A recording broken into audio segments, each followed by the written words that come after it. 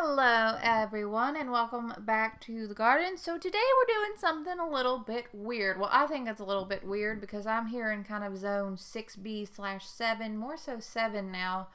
And I am going to be planting Amaryllis bulbs outside. Now, I know people with warmer climates can do this, but I've never done it personally, and I'm actually going to be doing it in a pot. My order from Brent and Becky's came today, and I ordered 2 different types of Amaryllis. Also, by the way, not a sponsor, just telling you where I ordered the stuff from. I ordered the Alaska Amaryllis and I think one variety called Pink Rascal, and I am going to actually just be potting these up into pots. I'm going to be using my 3-gallon pots, and I'm probably going to be able to get 2 or 3 bulbs into each one of these pots. I don't want to crowd them too much because, as you know, if you've ever grown Amaryllis before, the bulbs are huge. They're enormous. Sometimes they're bigger than your hands.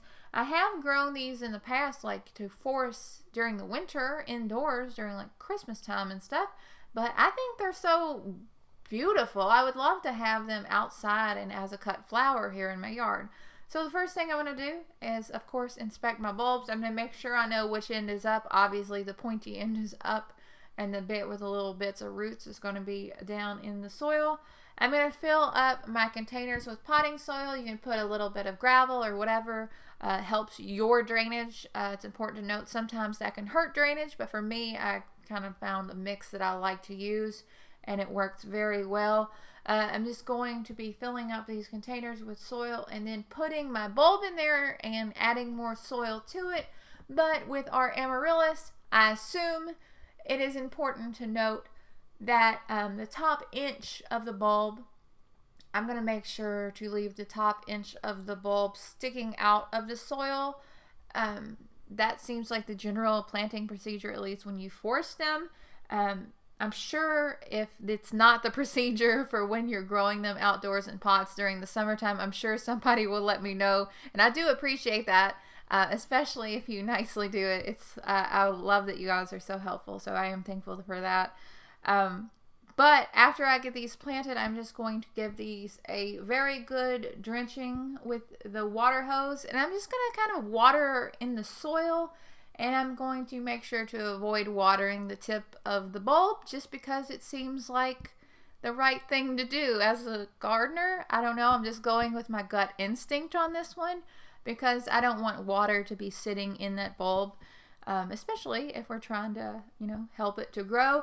I'm not going to water these after the initial watering. I'm going to wait till they kind of start to sprout unless things get really, really dry.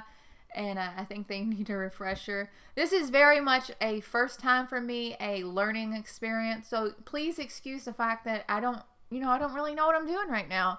But I did want to share with you what I am planting, and because this is like a brand new experience for me. And I like to experiment with different plants and stuff. And these are going to be gorgeous if this all works out.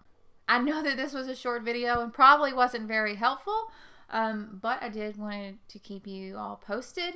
As always, if you have any helpful hints or comments down there, leave them down below. I'll do my best to get back to you, answer any questions. I'm getting a little bit behind right now. I'm getting so many emails and messages and all kinds of stuff. I try my best to answer. It's just things are so busy right now. Thank you so much for watching. You are so appreciated. I hope that it's bright and sunny and beautiful wherever you are. I hope your garden's growing great. And I'll talk to y'all later. Bye.